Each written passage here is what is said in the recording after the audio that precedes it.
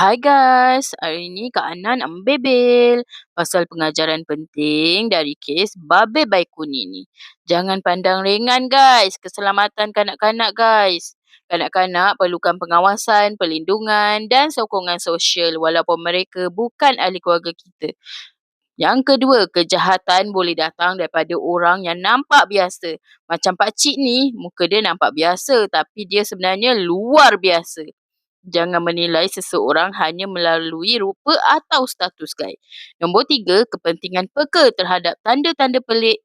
Kes ini berlarutan lama guys kerana tiada laporan awal dan kurang kepekaan masyarakat. Nombor 4, pentingnya rawatan psikologi guys. Masalah mental perlu rawatan awal, bukan dipendam atau diabaikan guys. Yang kelima guys, keadilan mungkin lambat tetapi tetap ditegakkan. Nombor 6, peranan masyarakat sangat penting. Mangsa ialah golongan terpinggir. Pengajaran kat sini, masyarakat semua perlu ambil peduli golongan lemah. Bukan hanya bergantung kepada pihak berkuasa ya guys. Seramnya Kak Ana duduk kat dalam ni dengan pakcik ni.